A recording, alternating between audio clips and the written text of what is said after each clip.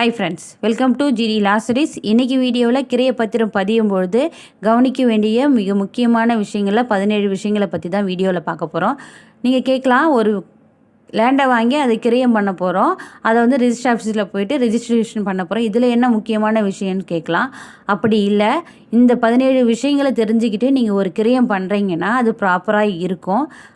அப்படி நீங்கள் இந்த விஷயங்களை தெரிஞ்சிக்காமலே ஒரு கிரயம் பண்ணி அதில் எதனா மிஸ்டேக்காக இருந்தால் நீங்கள் ரிஜிஸ்டர் ஆஃபீஸில் போயிட்டு அந்த மிஸ்டேக்கை சரி செய்ய முடியாது. சிவில் கோர்ட்டுக்கு போயிட்டு தான் வந்து பெட்டிஷன் ஃபைல் பண்ணி அதிலேருந்து தான் ஜட்ஜ்மெண்ட் வாங்கணும். ஒன்று வந்து கிரயத்தை கேன்சல் பண்ண முடியும், இன்னொன்று வந்து அந்த பிழையை தீர்த்திக்க முடியும். இதுக்கு எல்லாமே உங்களுடைய வேல்யூபிளான டைமு அண்டு உங்களுடைய மணியை ஸ்பெண்ட் பண்ண வேண்டியிருக்கும். அதுக்கு மேலே உங்களுடைய மன உளைச்சலுக்கு நீங்கள் ஆளாவீங்க.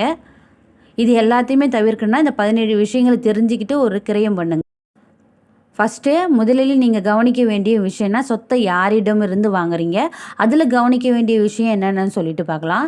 உரிமையாளர் மனநிலை பாதிக்கப்பட்டிருந்தால் நீதிமன்ற அனுமதியுடன் அவங்களுடைய கார்டியன் கிட்ட கிரையப்பத்திரத்தில் கையெழுத்து வாங்க வேண்டும். இதுவே வந்து அந்த உரிமையாளர் வந்து மைனராக இருந்தால், 18 வயசுக்கு கீழே இருந்தால் அவங்கக்கிட்டேயும் நீதிமன்ற அனுமதியுடன் அவங்க கார்டியன் கிட்ட கையெழுப்பும் வாங்க வேண்டும். இதுவே உரிமையாளர் நொடிந்தவராக இருந்தால் அதிகாரப்பூர்வ கோர்ட் சொத்து காப்பாளர் எழுதி கொடுக்க வேண்டும். இதுவே ஒரு சர்ச்சு நிலமாக இருந்தால் அரங்க காவலர் குழு அண்டு பிஷப் அனுமதி வேண்டும். இதுவே ஒரு இந்து கோயிலாக இருந்தால் அறநிலைத்துறையுடைய அனுமதி வேண்டும். இதுவே ஒரு இஸ்லாமிய அறக்கட்டளையாக இருந்தால் வாக்கஃப் வாரியம் அனுமதி வேண்டும். இதுவே ஒரு கூட்டு நிறுவனத்தில் நீங்கள் ஒரு சொத்து வாங்குறீங்கன்னா அங்கே இருக்கிற பார்ட்னருடைய அனுமதியோடு தான் அந்த கிரியை நீங்கள் பண்ண முடியும். அடுத்தது வந்து கடனாளிகளின் சொத்தை விற்க வங்கிகளில் அதிகாரப்பூர்வ ஏலத்துறையினர் விற்க அதிகாரம் உண்டு. அடுத்தது வந்து 12 வருடம் அனுபவம் காட்டி விற்பவர் என்றால் விளம்புகை நீதிமன்றம் ஆணையை விற்பவர் வாங்கி இருக்க வேண்டும். அடுத்து நாட்டை விட்டு வெளியேறிபவர் சொத்தானால் அல்லது குடிபெயர்ந்தவர் சொத்து என அறிவிக்கப்பட்டிருந்தால் சொத்துக்கு அரசு பாதுகாப்பாளர் மட்டுமே விற்க உரிமை பெற்றவர். அடுத்து வாரிசு இல்லாமல் ஒருத்தவங்களுடைய சொத்தை வந்து அரசு கையகப்படுத்திடும். அந்த அரசு கையகப்படுத்தின சொத்தை அந்த மாவட்ட நிர்வாகம் மட்டும்தான் விற்கிறதுக்கான உரிமை உண்டு. அடுத்து பொது அதிகார முகவர் சொத்தை விற்க வந்தால் அதிகாரம் என்னும் தொடர்கிறதா என்று கவனிக்க வேண்டும், ஒப்புதல் வேண்டும்.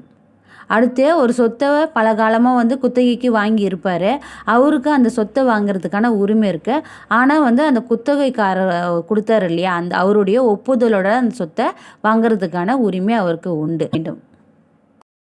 அடுத்து தாட்கோ, சிப்காட், டிட்கோ போன்ற அரசு நிறுவனங்கள் சொத்துக்களை விற்கும் பொழுது அவற்றை விற்பனை செய்ய அந்த அதிகாரிகள் உரிமை பெற்று இருக்கிறார் என்று நேரடியாக சென்று விசாரிக்க வேண்டும். செகண்டு, ஒரு நிலத்தை ஒரு நபரிடம் இருந்து விலை கொடுத்து வாங்கி உங்கள் பெயருக்கு மாற்றிக்கொள்வதற்கு போடப்படும் ஆவணம்தான் கிரையப்பத்திரம் ஆகும். தேர்ட் பாயிண்ட்டு, மேற்படி கிரையப்பத்திரம் முத்திரை தாள்களில் எழுதப்பட்டு சர்பாதிவாளர் அலுவலகத்தில் சாட்சி முன்னிலையில் பதியப்படுவது தான் கிரையப்பத்திரம் ஆகும். ஃபோர்த்து, எழுதி கொடுப்பவரின் பெயரும் அவருடைய இனிஷியலும் அவரின் அடையாள அட்டை, பட்டா, மின் இணைப்பு, முன்பத்திரம் மற்றும் இதர ஆவணங்களில் உள்ளது போலவே பத்திரத்தில் எழுதப்பட்டுள்ளதா என பார்க்க வேண்டும். ஃபிஃப்த்து, எழுதி கொடுப்பவர் ஏற்கனவே முன் வாங்கிய கிரையப்பத்திரத்தில் உள்ள அவரின் முகவரியும் தற்போது இருக்கும் முகவரியும் ஒன்றா என்று பார்க்க வேண்டும். இரண்டும் வேறு வேறு முகவரி என்றால் 2 முகவரியும் இப்பொழுது எழுதுகிற கிரையப்பத்திரத்தில் காட்ட வேண்டும். சிக்ஸ்த்து, கிரயம் எழுதி வாங்குபவரும் தன்னுடைய பெயர், இனிஷியல், முகவரி ஆகியவை அடையாள அட்டையுடன் பொருந்தும்படி பிழையில்லாமல் இருக்கிறதா என்று பார்க்க வேண்டும். செவன்த்து, கிரயம் எழுதி கொடுப்பவருக்கு சொத்து எப்படி வந்தது அதை பற்றி முக்கியமாக நீங்கள் தெரிஞ்சுக்கணும். அவருக்கு வேறு நபரிடமிருந்து கிரயம் வாங்கியிருக்கலாம், அவருடைய பெற்றோர்கள் மற்றும் குடும்பத்தாரிடம் இருந்து செட்டில்மெண்ட் பாகப்பிரிவினை விடுதலை பத்திரம் மூலம் அடைந்திருக்கலாம், உயில் தானம் மூலம் கிடைத்திருக்கலாம், பொது ஏலம் நீதிமன்ற தீர்வுகள் மூலமும் கிடைத்திருக்கலாம். அடுத்து பூர்வீகமாக பட்டாப்படி பாதியப்பட்டு வந்து இருக்கலாம். அதை கிரயம் எழுதி கொடுப்பவர் தெளிவான ஆவணம் எண் விவரத்துடன் மேற்படி சொத்து எனக்கு கிடைத்தது என்று சொல்லி இருக்க வேண்டும். இதில் வர எந்த விஷயங்கள் மூலயமா அவங்க அந்த சொத்தை வாங்கினாருன்றதையும் அந்த பத்திரத்தில் அவங்க மென்ஷன் பண்ணணும். எட்டாவது, கிரயம் எழுதி கொடுப்பவருக்கு யார் மூலம் சொத்து வந்தது, என எழுதுவது மட்டும் இல்லாமல் அவருக்கு முன் கிரயம் பெற்றவருக்கு யார் மூலம் சொத்து வந்தது என்று நதி மூலம் ரிஷி மூலம் பார்த்து அனைத்து லிங்க் டாக்குமெண்ட்டையும் வரலாறாக தற்போதைய கிரைய பத்திரத்தில் எழுதுவது மிக சிறப்பானதாகும். அதாவது இப்போ ஒரு லேண்டை வாங்குகிறோம், லேண்டை வாங்குறது அவரு யார் மூலயமா வாங்கினாரு, அவர் யார்கிட்ட இருந்து வாங்கினாரோ அவருக்கு யார் கொடுத்தாங்கன்றத அந்த நதி மூலம் ரிஷி மூலம் சொல்லுவாங்க. அதனுடைய மொத்த விஷயத்தையும் இந்த கிரைய பத்திரத்தில் ஆவணமாக வைக்கணும். அடுத்து 9, கிரயம் நிச்சயித்த உண்மை தொகை எழுத வாய்ப்பு இருந்தால் தெளிவாக எழுதுங்கள், அல்லது வழிகாட்டி மதிப்பு தொகை எழுதினாலும் எழுதுங்கள். எவ்வளவு பணம் அக்ரிமெண்ட் போடும்போது கொடுக்கப்பட்டது, எவ்வளவு பணம் காசோலையாக கொடுக்கப்பட்டது, எவ்வளவு பணம் வங்கி கணக்கில் கட்டப்பட்டது, எவ்வளவு பணம் ரொக்கமாக கொடுக்கப்படுகிறது என தெளிவாக குறிப்பிட வேண்டும். 10வது, கிரயம் எழுதி கொடுப்பவர் எழுதி வாங்குபவருக்கு கீழ்கண்ட உறுதிமொழிகளை கட்டாயம் கொடுக்க வேண்டும். அது என்னென்னு சொல்லிட்டு பார்க்கலாம். தானம், அடமானம், முன்கிரயம், முன் அக்ரிமெண்ட், உயில், செட்டில்மெண்ட், கோர்ட் அல்லது கொலாட்ரல் செக்யூரிட்டி, ரெவென்யூ அட்டாச்மெண்ட், வாரிசு பின் தொடர்ச்சி, மைனர் வியாஜியங்கள், சொத்து ஜப்தி, சொத்து ஜாமீன், பைசலுக்காக சர்க்கார் கடன்கள், வங்கி கடன்கள், தனியார் கடன்கள், சொத்து சம்பந்தமான வாரிசு உரிமை, சிவில் கிரிமினல் வழக்குகள், சர்க்கார் நில ஆர்ஜிதம், நிலக்கட்டுப்பாடு, அரசு நில எடுப்பு முன்மொழிவு நோட்டீஸ், நில உச்சவரம்பு கட்டுப்பாடு, பத்திரப்பதிவு சட்டம் 47 உட்பிரிவு A சட்டத்தின் கீழ் சொத்து இல்லை, இதில் சொல்லாத பிற வில்லங்கங்கள் இல்லை போன்ற உறுதிமொழிகளை வில்லங்கம் இல்லை என்று கண்டிப்பாக உறுதி அளித்து இருக்க வேண்டும். 17 சர்க்கார் வரி வகைகள் முழுவதும் கட்டியாயிற்று, சொத்து சம்பந்தமான அசல் நகல் ஆவணங்களை ஒப்படைத்து விட்டேன்.